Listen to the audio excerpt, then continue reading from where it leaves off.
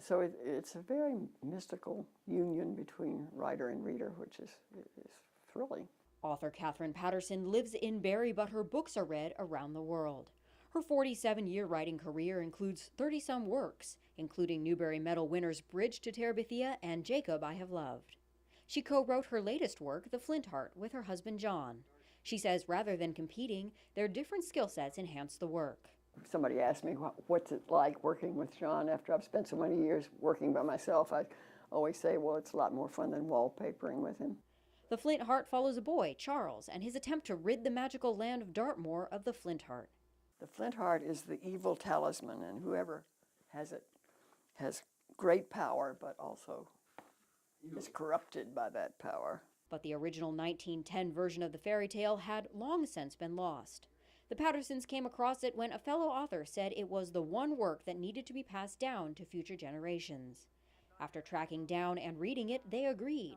But publishers said to survive, the work had to change. We both read it and reread it and decided what parts were superfluous for any re-editing of the book.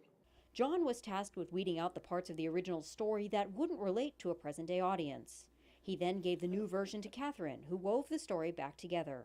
Also part of the rewriting involved new presentation, something both say they lucked out on. John says the illustrator's detailed artworks throughout the book help bring the story to life for audiences who may not have as much imagination. We've been, ever since, been congratulating each other, and A, coming up with the book, and B, his depicting the story so magnificently.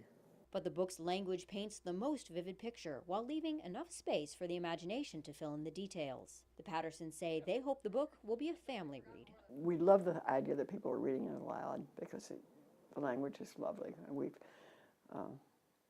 kept as much of Eden Philpott's language as we possibly could, and when we couldn't, we tried to imitate it. It's an old work with a new look that they hope will continue to inspire people of all ages. Kat Viglienzoni, Channel 3 News, Barrie.